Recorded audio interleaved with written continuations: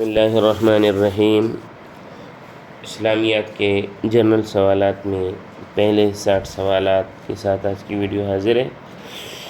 پہلا سوال ہے، فتح مکہ میں ابو سفیان کے گھر کو مامون کیوں قرار دیا گیا تھا؟ تو اس کے 3 جواب ہیں۔ ایک تو کیونکہ وہ مسلمان ہوئے تھے تو سردار کی حیثیت سے ان کی دلجوئی کرنا مقصد تھا۔ دوسرا، حضرت عباس رضی اللہ تعالیٰ عنہ نے ان کی سفارش کی تھی تو حضرت عباس کا اکرام مقصود تھا۔ تیسرا یہ کہ حضرت اسلام میں یہ جدید تھے تو جب ان کو عزت دی تو دوسرے لوگوں کے بھی دل نرم ہوئے کہ بھائی اسلام اپنے مخالفوں کو بھی اتنی عزت دیتا ہے۔ دوسرا سوال، نبی کی خصوصیات کیا ہیں؟ پہلا، نبی انتخاب الہی ہوتے ہیں۔ دوسرا، نبی کے اولو وہابی ہوتے ہیں۔ تیسرا، چاہے وہ امیر ہو یا غریب ہو، بادشاہ بنے یا جو بھی، اس کے معاشی احوال یکساں رہتے ہیں۔ چوتھا، علمی اور عملی طور پر کامل ہوتا ہے۔ پانچواں، علم اور عمل کی تکمیل کی کوشش کرتا ہے۔ چھٹا، اطاعت خداوندی کا عملی نمونہ ہوتا ہے۔ ساتواں، لوگوں سے اثر قبول نہیں کرتا۔ آٹھواں، سیرتاً اور صورتاً حسین تر ہوتا ہے۔ نواں، دعوی نبوت کی تائید میں معجزات اس سے پیش ہوتے ہیں۔ تیسرا سوال، معجزے کی شرائط کیا ہے؟ پہلا، فعل خدا ہو۔ دوسرا، خارق عادت ہو۔ تیسرا، اس جیسا لانا ممکن نہ ہو۔ چوتھا، اس شخص نے نبوت کا دعویٰ پہلے کیا ہو۔ پانچواں، یہ دعوے کے موافق ہو۔ چھٹا، یہ نبی کی تکذیب ثابت نہ ہو چکی ہو یا نبی کا یہ معجزہ مکذب نہ ہو یعنی مثبت ہو۔ طریقہ اخذ وحی، وحی کس طرح اخذ کی جاتی تھی؟ جبریل علیہ السلام یا فرشتے کس طرح اخذ کرتے تھے؟ اللہ سے ڈائریکٹ سنتے تھے۔ دوسرا، ان کے دلوں پر القاء ہوتا تھا۔ تیسرا، اس میں قول یہ ہے کہ لوح محفوظ سے لکھتے تھے۔ چوتھا سوال، جس کی غذا حرام ہو تو اس کو کتنی مدت تک رکھا جائے گا؟ اگر مرغی ہے یا پرندہ ہے تو 3 دن تک، بکری ہے جیسے جانور ہیں تو 7 دن تک، گائے ہے یہ جیسے جانور تو 40 دن تک۔ پانچواں سوال ہے کہ حدود اللہ کون کون سے ہیں؟ پہلا، ڈاکہ پر حد ہے، ہاتھ اور پاؤں کاٹنا مخالف سمت سے اور اس کو لٹکا دینا۔ دوسرا، چوری ہے، ایک خاص رقم پر ہاتھ کاٹنا ہے۔ تیسرا، تہمت زنا پر 80 کوڑے ہیں۔ چوتھا، زنا ہے، اگر شادی شدہ ہے تو 100 کوڑے، اگر شادی شدہ نہیں ہے تو 100 کوڑے، اگر شادی شدہ ہے تو سنسار ہے۔ پانچواں، شراب نوشی 80 کوڑے۔ آیات تحدی کتنی ہیں؟ تحدی ان آیات کو کہا جاتا ہے جن میں یہ ہے کہ قرآن جیسا لاؤ۔ تو 6 آیتیں، سورہ طور میں آیت نمبر 34، سورہ قصص میں آیت نمبر 49، سورہ ہود میں آیت نمبر 13، سورہ یونس میں آیت نمبر 38، سورہ بقرہ میں آیت نمبر 23، سورہ اسراء میں آیت نمبر 88 ہے۔ ساتواں، حضرت اسماء بنت یزید کی القابات کیا کیا ہیں؟ تو ان کے 2 القابات ہیں، خطیبۃ النساء، رسولۃ النساء۔ تجارت اور بیع میں کیا فرق ہے؟ تجارت کی مدت ہوتی ہے، نفع اور نقصان دونوں ہوتا ہے اور اس میں سفر کرنا پڑتا ہے۔ بیع میں فوراً ہوتا ہے، نفع کا امکان زیادہ ہوتا ہے اور مقامی سطح پر ہوتی ہے۔ 9واں سوال ہے، تصوف کسے کہتے ہیں؟ روحانی بیماریوں کا علاج تصوف کہلاتا ہے۔ قرآن کے ذریعے، قرآن میں اس کے لیے الفاظ تزکیہ اور حدیث میں اس کے لیے الفاظ احسان استعمال ہوئے ہیں۔ 10واں، شیخ الاسلام کا لفظ کس کے لیے استعمال ہوا؟ سب سے پہلے حضرت علی رضی اللہ تعالیٰ عنہ نے شیخین کے لیے کہا، یعنی حضرت ابوبکر اور حضرت عمر کے لیے، کہ امام الہدی و شیخی الاسلام۔ ابن عمر کو بھی شیخ الاسلام کہا گیا ہے، ذہبی نے نقل کیا ہے۔ حضرت عمر رضی اللہ تعالیٰ عنہ حضرت ابو ذر غفاری رضی اللہ تعالیٰ عنہ کو شیخ الاسلام کہتے تھے۔ مصنف اور سنن کسے کہتے ہیں؟ مصنف احادیث، آثار اور فتاوی کو جمع کرنے کو مصنف کہتے ہیں۔ سنن فقہی ابواب بندی پر احادیث کو جمع کرنا۔ طعن فی السند کسے کہتے ہیں؟ راوی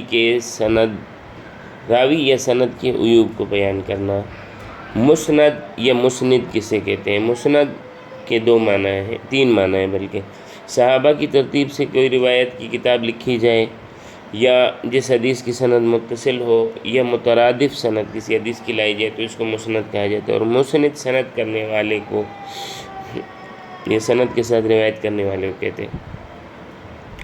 مستغربین وہ مشرقی علماء جو مغرب سے مروب ہو کر اسلامی تعلیمات میں کجی بیان کرتے ہوں۔ مستشرقین وہ یہود و نصارہ یا ان کے پیروکار جو مشرق والوں جیسا بننے کی کوشش کرتے ہوں۔ شاہ ولی اللہ کی معیشت پر کون سی کتاب ہے؟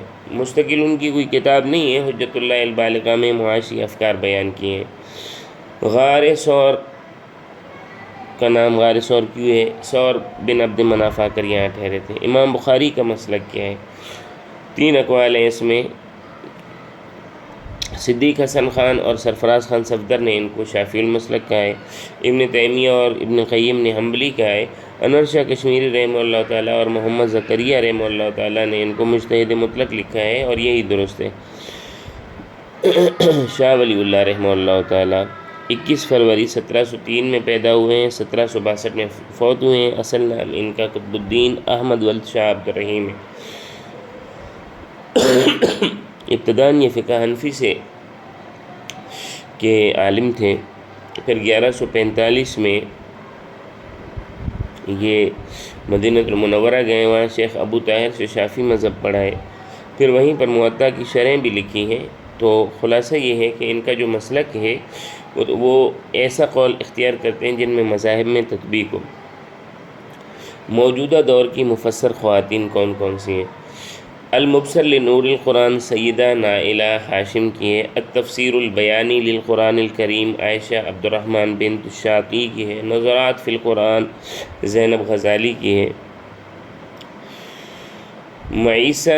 معصیت سیئہ ذنب اور خطا میں کیا فرق ہے؟ معصیت اور ذنب ایک ہے، سیئہ اور خطا ایک ہے۔ معصیت اور ذنب کہتے ہیں اللہ اور اس کے رسول کی نافرمانی، سیئہ اور خطا کہتے ہیں کہ حقوق اللہ اور حقوق العباد میں غلطی۔ عصر حاضر کے مفسر محمد علی صابونی رحمہ اللہ تعالیٰ ہیں، صفوۃ التفاسیر لکھی ہے۔ مفتی محمد تقی عثمانی صاحب آسان ترجمہ قرآن لکھا ہے۔ طاہر القادری صاحب منہاج القرآن لکھے ہیں۔ جرح جرح میں کیا فرق ہے؟ جرح زخمی کرنا یا سند کے عیوب بیان کرنا۔ جرح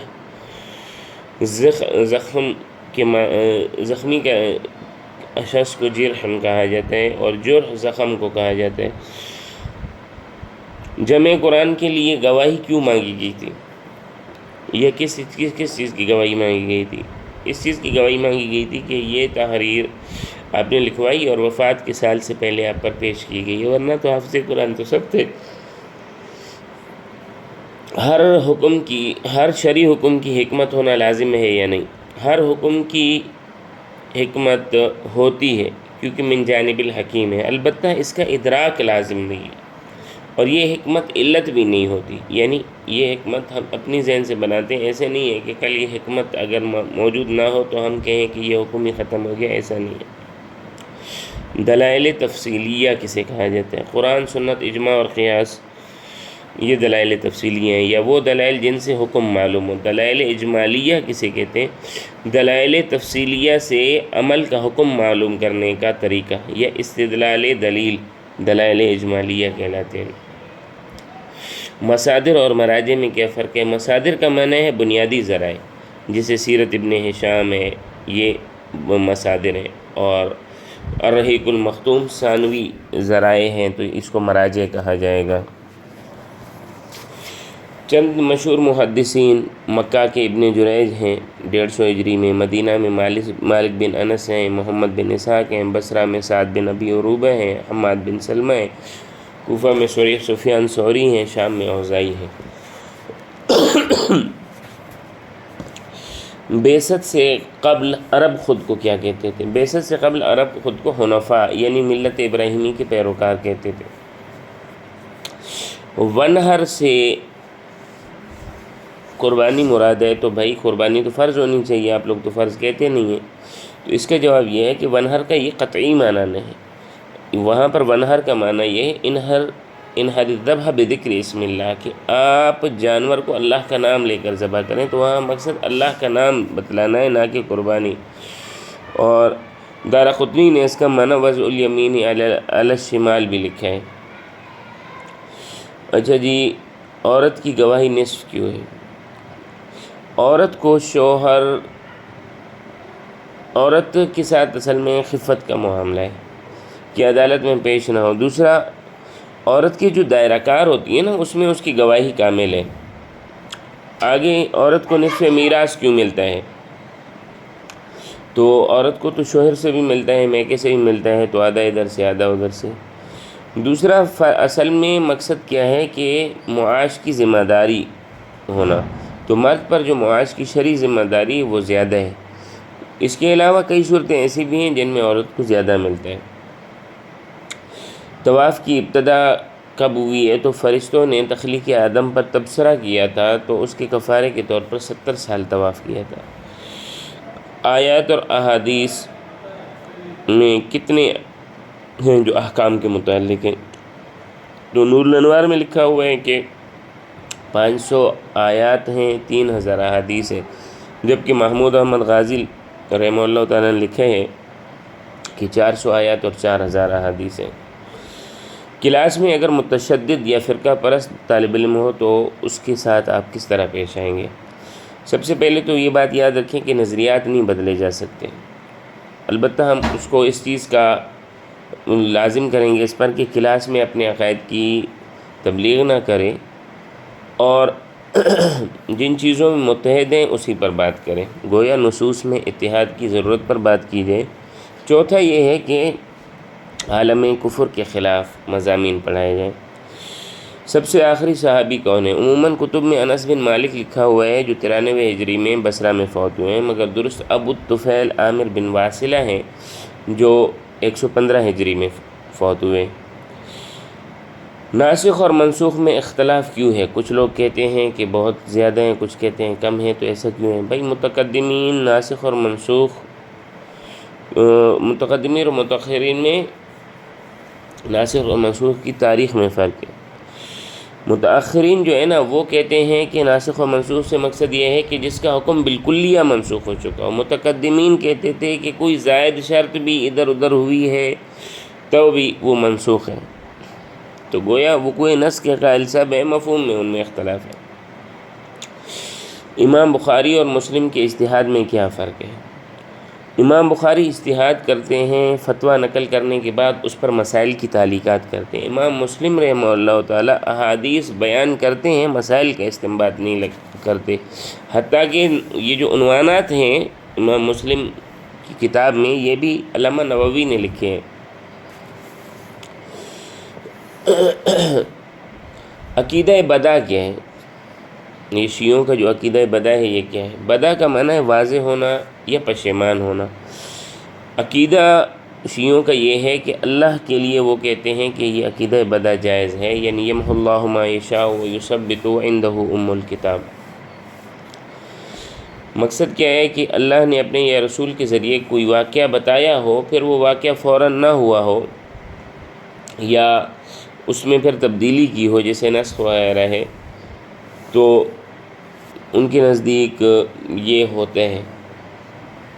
حالانکہ اس کی وجہ سے بہت سارے لوگ ان کے کفر کا دعویٰ کرتے ہیں، مگر یہ بات نہیں ہے۔ آپ جب ان کی کتابوں کا مطالعہ کریں گے تو آپ کو پتہ چلے گا کہ نبی کو تو علت کا علم ہوتا ہے، موانع کا علم نہیں ہوتا۔ اللہ کوئی واقعہ بھیج دیتے ہیں، اس میں کوئی معنی ہوتا ہے، وہ واقعہ بعد میں آ جاتا ہے۔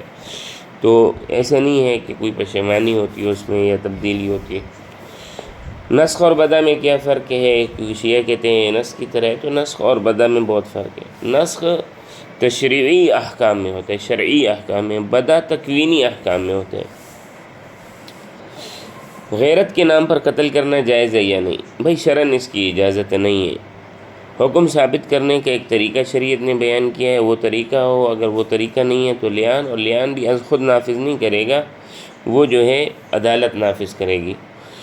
بنو امیہ کے فقہا کون کون سے ہیں؟ عبید اللہ بن عبداللہ بن مسعود، عروہ بن زبیر بن عوام، قاسم بن محمد بن ابی بکر، سعید بن مسیب ہیں، خارجہ بن زید ہیں، سلمان بن یسار ہیں، ابو بکر بن عبد الرحمن ہیں، ابراہیم نخعی ہیں، امام شافعی ہیں، جعفر صادق ہیں، قاضی شرح ہیں رحمہم اللہ تعالی۔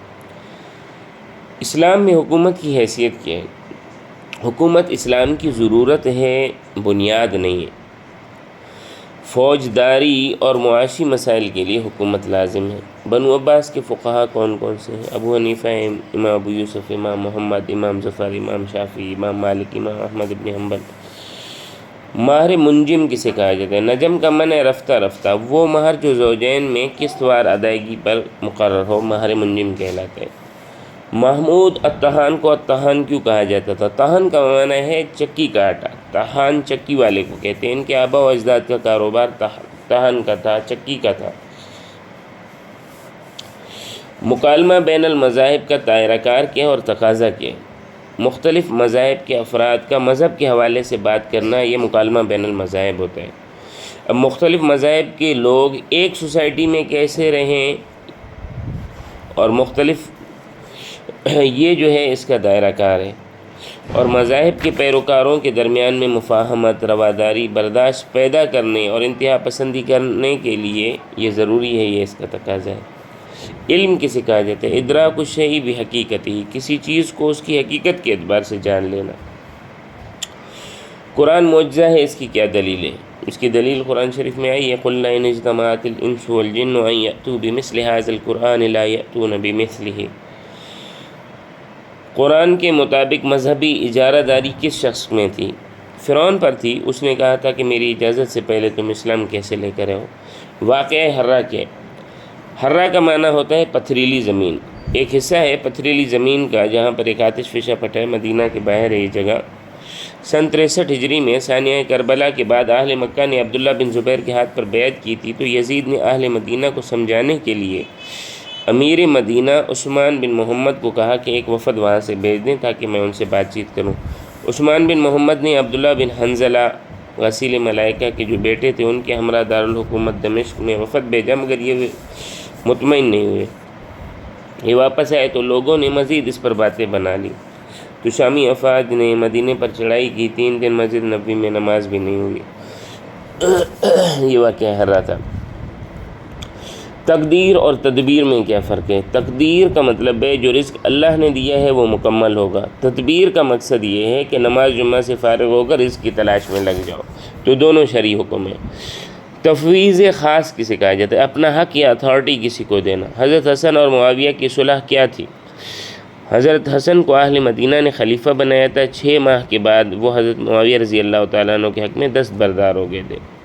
اس کی شرائط یہ تھی کہ معاویہ کے بعد حضرت حسن کو خلافت ملے گی، مگر حضرت حسن کا وصال پہلے ہو گیا تھا۔ دوسری شرط یہ تھی کہ مدینہ، حجاز اور عراق کے لوگوں سے حضرت علی کے زمانے کے متعلق مواخذہ نہیں ہوگا، تو مواخذہ نہیں کیا تھا۔ تیسرا، حضرت حسن کے ذمہ جو کہ لوگوں کی ادائیگی وہ معاویہ کریں گے۔ یہ ربیع الاول 41 ہجری میں ہوا تھا۔ اس کے بعد لوگوں نے حضرت حسن کو آر المسلمین کہنا شروع کر دیا تھا، تو حضرت حسن نے فرمایا تھا کہ الآر خیر من النار۔ یہاں پر ایک چیز یہ بتا دوں کہ جو لوگ یہ کہتے ہیں کہ حضرت معاویہ نے عہد شکنی کی ہے، تو یہ بات انتہائی غلط ہے۔ آپ دیکھیں کہ رومیوں کے ساتھ جنگ ہوئی، کئی علاقے فتح ہوئے، رومیوں نے پھر حضرت عمر بن عباسہ کے ساتھ دکھایا کہ جی یہ معاہدہ کیا تھا، اور آپ صلی اللہ علیہ وسلم نے میثاق مدینہ میں کہا تھا کہ بھائی ایک آدمی کا معاہدہ سب کا معاہدہ ہے، تو حضرت نے کوئی 22 کے قریب علاقے واپس کر دیے تھے کہ آپ صلی اللہ علیہ وسلم کے ساتھ معاہدہ ہے، تو وہ اپنے معاہدے کا خیال رکھتے تھے۔ اچھا، ان پر دوسرا یہ اشکال بھی ہوتا ہے کہ یزید کو ولی عہد کس طرح بنایا تھا؟ تو عرب قبائل اور امت کے اکابر سے مشورت کیے تھے، وفود بھی بھیجے تھے۔ تو پھر یہاں یہ اشکال ہوتا ہے کہ حضرت حسین جو یزید کے خلاف نکلے تھے وہ خروج ہے یا نہیں؟ تو بھائی یہ خروج نہیں ہے، 3 وجوہات سے۔ کیوں؟ پہلا، بیعت مکمل نہیں ہوئی تھی۔ دوسرا، اہل کوفہ نے بلوایا تھا، ان کی دعوت پر جا رہے تھے۔ تیسرا یہ ہے کہ اگر یہ خروج ہوتا تو حضرت حسین جنگ کرنے کے لیے 3 شرائط کربلا میں نہ رکھتے۔ حدیث دار کیا ہے؟ یہ حدیث ذوالعشیرہ کیا ہے؟ یہ ہے کہ بعثت کے تیسرے سال وَأَنذِرْ عَشِيرَتَكَ الْأَقْرَبِينَ کا حکم آیا تھا۔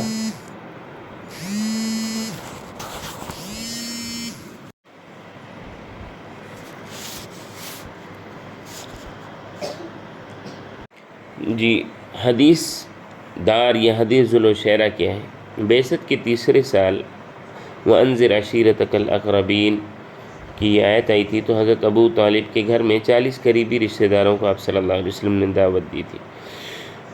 اس میں آپ کے چچا ابو طالب، حمزہ اور ابو لہب بھی تھے۔ پہلے دن جیسے بات ہوئی تو ابو لہب کی بات سے سب منتشر ہو گئے تھے، پھر دوسرے دن دعوت ہوئی تو اس میں حضرت علی مسلمان ہوئے تھے۔ یہ حدیث دار کہلاتی ہے۔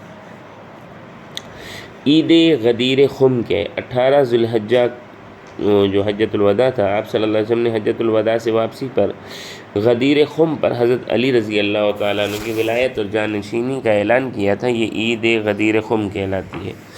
مزید سوالات کے لیے انشاءاللہ عز و جل ہم آئیں گے۔ آج کے 60 سوال مکمل ہوئے۔ السلام علیکم ورحمۃ اللہ وبرکاتہ۔